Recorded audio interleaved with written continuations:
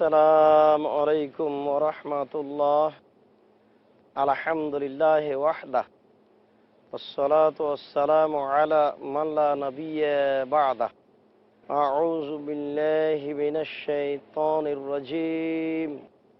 বাল তু'সিরুনাল হায়াতাদ দুনিয়া ওয়াল আখিরাতু খায়রুন ওয়া আবকা।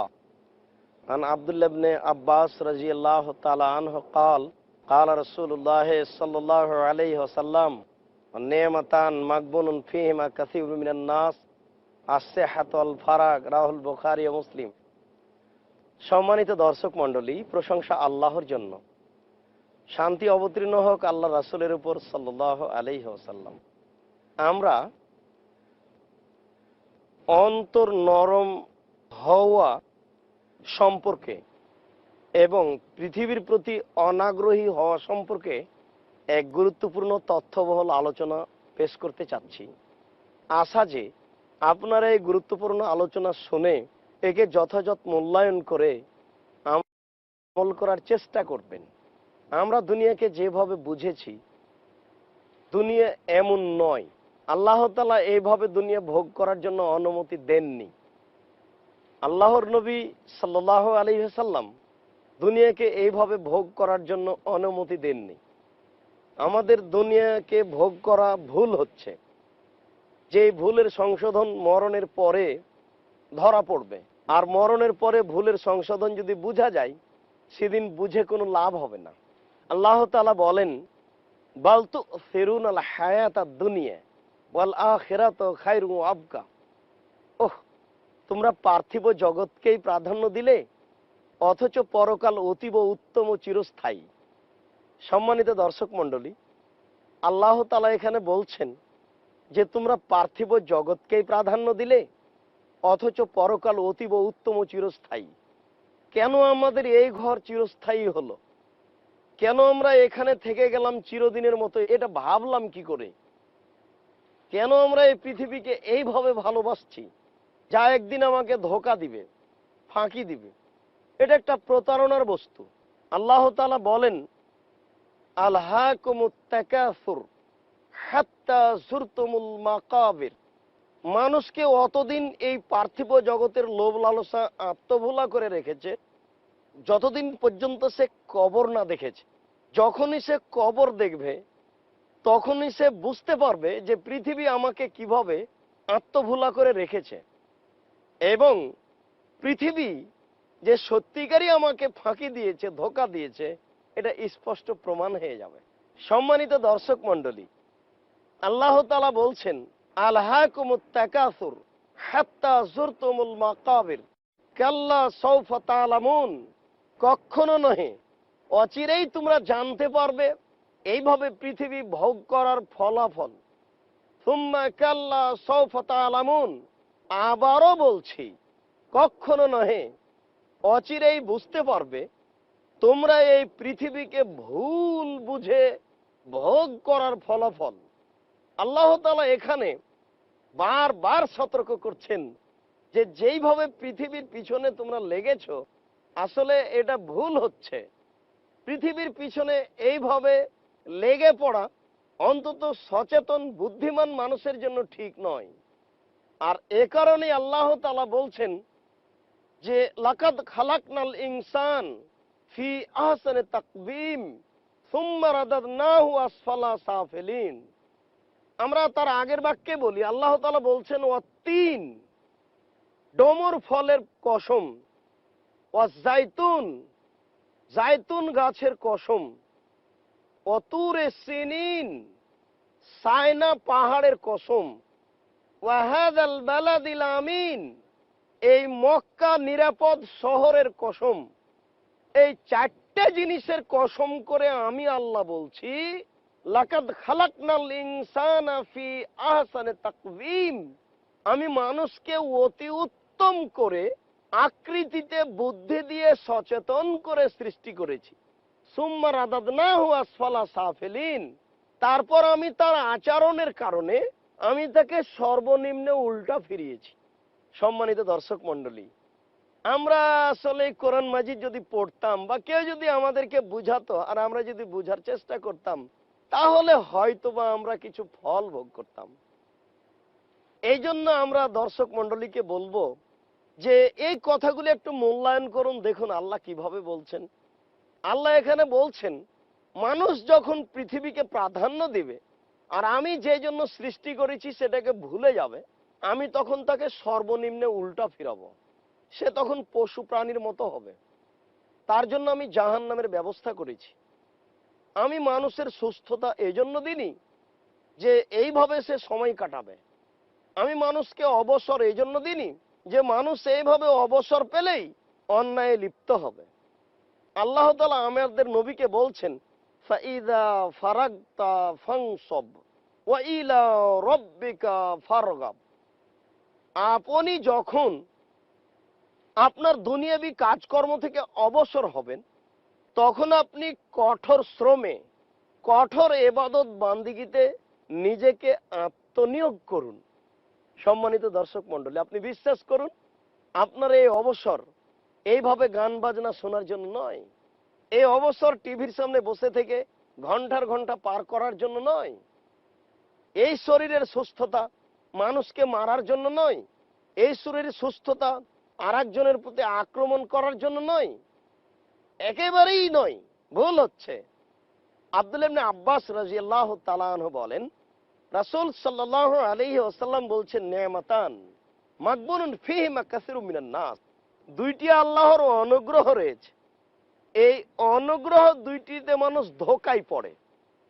আল্লাহর পক্ষ থেকে মানুষের উপরে দুইটি অনুগ্রহ রয়েছে, যে অনুগ্রহ দুইটিতে মানুষ প্রতারণায় পড়ে। তার একটি হচ্ছে আস-সাহহা, শরীরের সুস্থতা, অল ফারাগ, অবসর। সম্মানিত দর্শক মণ্ডলী, আপনার শরীর সুস্থ আছে, বলুন তো এটা কি ওই খ্রিস্টান আব্রাহাম লিঙ্কনের কাল্পনিক পদ্ধতিতে ভোট করতে গিয়ে মিছিল বের করার জন্য? এই মিছিল বের করে আপনি এই শরীরের সুস্থতাকে ব্যয় করবেন? এই জন্য আপনার শরীরে সুস্থতা আছে, এই জন্য আপনি বাড়ি থেকে বের হয়ে দোকানের সামনে আড্ডা পিটবেন ঘন্টার ঘন্টা, যেখানে মানুষের গীবাত হবে, পরনিন্দা হবে, বদনাম হবে? আপনার শরীরে সুস্থতা আছে এই জন্য আপনি বাজারে গিয়ে ঘন্টার ঘন্টা বসে থাকবেন? জি না, এটা নয়। এটা সচেতন মানুষের কাজ নয়, এটা বুদ্ধিমান মানুষের কাজ নয়। এমন মানুষ প্রতারণার মধ্যে পড়েছে, সে ভুল বুঝেছে। সম্মানিত দর্শক মণ্ডলী, অবসর। আপনি সকালে 10টার সময়তে স্কুলে গেছেন, বিকাল 4টায় আসলেন। এই 4টা থেকে নিয়ে পরের দিন 10টা পর্যন্ত এই অবসর সময় আপনি কিভাবে সময় ব্যয় করলেন? বলুন তো দেখি, আপনি কিভাবে সময় ব্যয় করলেন? এটা যে আপনাকে অক্ষরে অক্ষরে বিচারের মাঠে বুঝাতে হবে, যে কিয়ামতের মাঠে যে আল্লাহকে বুঝাতে হবে, এটা আপনি কি করে বুঝাবেন? রাসূল সাল্লাল্লাহু আলাইহি ওয়াসাল্লাম তো বলছেন বিচারের মাঠে আদম সন্তানের পাকে নড়তে দেওয়া হবে না, হিলতে দেওয়া হবে না। তার 5টি জিনিস জিজ্ঞাসা করার পূর্বে 5টি বিষয়ে তাকে জিজ্ঞাসা করা হবে। তার একটি হচ্ছে আনুমরেহি ফিমা আফনাহু, তার বয়স সম্পর্কে কিভাবে সে অতিবাহিত করলো, তার যৌবন সম্পর্কে সে কিভাবে যৌবন অতিবাহিত করলো, তার উপার্জিত সম্পদ সম্পর্কে সে কিভাবে সেটা ব্যয় করলো আর কিভাবে সেটা আয় করলো। এটা কি আপনি সহজ মনে করছেন? আল্লাহ তাআলা আপনাকে অবসর দিয়েছেন টিভির সামনে বসে সময় কাটার জন্য? আল্লাহ তাআলা আপনাকে অবসর দিয়েছেন এইভাবে আপনি বাজারে ঘুরে সময় কাটাবেন এই জন্য? জি না, ভুল হচ্ছে। সম্মানিত দর্শক মণ্ডলী, এই সময় আপনাকে একটু ধর্ম চর্চা করতে হবে, একটু কোরআন চর্চা করতে হবে, একটু হাদিস চর্চা করতে হবে। বুখারীর হাদিস বাংলাতে অনুবাদ করা আছে, বইটা আপনি কিনেছেন, বাড়িতে পড়ে আছে। শেষ পাটে একটা হাদিস আছে, কালেমা তানে, 2টি শব্দ, হাবিবা তানে এলার রহমানে, রহমানের নিকটে অতীব প্রিয়, সাকিলা তানে ফিল মিজানে, দাঁড়ি পাল্লায় অতীব ভারী, খাফিফা তানে আলাল লিসানে, মুখে একেবারেই হালকা, সুবহানাল্লাহি ওয়া বিহামদিহি সুবহানাল্লাহিল আযীম। কই আপনি কি কোনো সময় পড়ে দেখেছেন? আপনি কি এই হাদিসটা আপনার জীবনে কোনো সময় পড়েছেন? আপনি এই অবসর সময়টা কিভাবে কাটালেন? বিচারের মাঠে আপনি কিভাবে জবাব দিবেন? সম্মানিত দর্শক মণ্ডলী, বিশ্বাস করুন, একটা সিংওয়ালা ছাগল যদি অসিংওয়ালা ছাগলকে গুতা মেরে থাকে, বিচারের কাঠগড়াতে আল্লাহ তাআলা অসিংওয়ালা ছাগলকে সিং দিয়ে বলবেন তুমি গুতা মেরে পরিশোধ করে নাও। আমরা আপনাদেরকে অনুরোধ করে বলছি, অবসর সময়কে এইভাবে কাটায়েন না। অবসর সময়কে মূল্যায়ন করার চেষ্টা করুন। পৃথিবীকে এইভাবে ভালোবাসেন না, পৃথিবী এইভাবে ভালোবাসার বস্তু নয়। মুস্তাদর ইবনে সাদ্দাদ রাদিয়াল্লাহু তাআলা আনহু বলেন, রাসূল সাল্লাল্লাহু আলাইহি ওয়াসাল্লাম বলেছেন, মাদ দুনিয়া লিল আখিরা ইল্লা মিসলা মায়াজুল আহাদুকুম ইসবাহু ফিল ইয়ামমি ফালয়ানজুর বিমা ইয়ারজি। আল্লাহর নবী বলছেন, পৃথিবী আর পরকাল এই দুইটার তুলনা, পৃথিবী আর জান্নাত এই দুইটার তুলনা আঙ্গুলের পানি আর সাগরের পানি সমপরিমাণ। আল্লাহর নবী বলছেন যে তোমাদের কোনো ব্যক্তি তার আঙ্গুলটা সাগরে ডুবাবে, সাগরে ডুবিয়ে দেখবে আঙ্গুলে কতটুকু পানি আছে। আঙ্গুলের পানি আর সাগরের পানির তুলনা হচ্ছে ইহকাল আর পরকাল। সম্মানিত দর্শক মন্ডলী, এটাকে আমরা বুঝাতে সক্ষম। আল্লাহ তুমি তৌফিক দান করো যেন এই বাক্যটা আমরা বুঝাতে পারি, যে আল্লাহর নবী বলছেন যে তোমার আঙ্গুলটা সাগরে ডুবাও, ডুবিয়ে উঠাও, দেখো তো আঙ্গুলে কতটুকু পানি আছে আর সাগরে কতটুকু পানি আছে।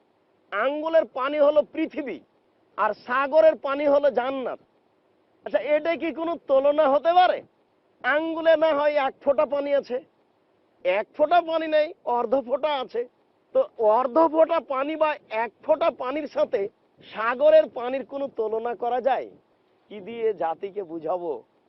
আল্লাহর নবী এই পার্থিব জগৎকে প্রাধান্য দিতে না করলেন, এটা কি দিয়ে বুঝায়?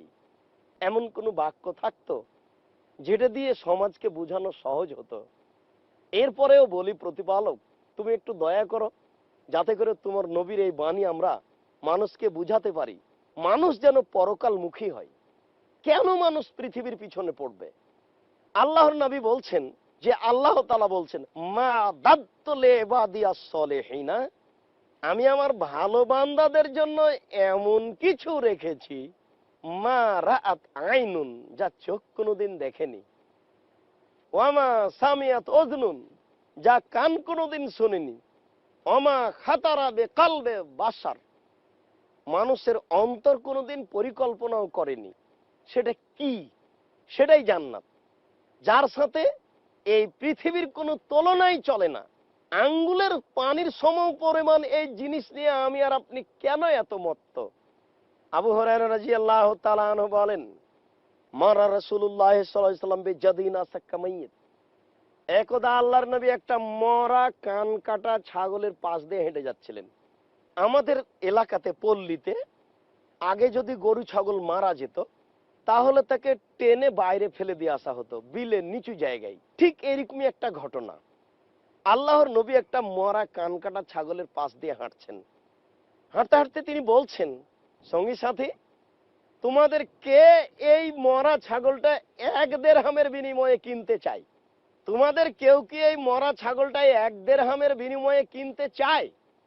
সাহাবীগণ বলছেন যে কুল্লুনা লা নুহিব্বু আন নাশতারি বিসামানি হাযা। আল্লাহর নবী, আপনি 1 দিরহাম বলছেন কেন? আমরা এই মরা ছাগলটা অল্প 2-1 পয়সা দিয়েও কিনতে রাজি নই। একে কেন কিনবো?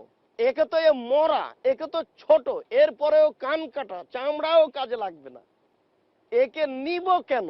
তখন আল্লাহ রাসূল বলছেন, শোনো, আর দুনিয়া আহওয়ান আল্লাহ মিন হাযা আলাইকুম, এই ছাগল তোমাদের কাছে যত তুচ্ছ, বিশাল পৃথিবী আল্লাহর কাছে তার চেয়ে অনেক অনেক অনেক বেশি তুচ্ছ। এই বিশাল পৃথিবী আল্লাহর কাছে অনেক অনেক অনেক বেশি তুচ্ছ, এই ছাগল তোমাদের কাছে যত তুচ্ছ। সম্মানিত দর্শক মন্ডলী, আমরা কি বুঝাতে সক্ষম পৃথিবী কি জিনিস? কিছুই নয়, একটা ধুলোবালির ঘর।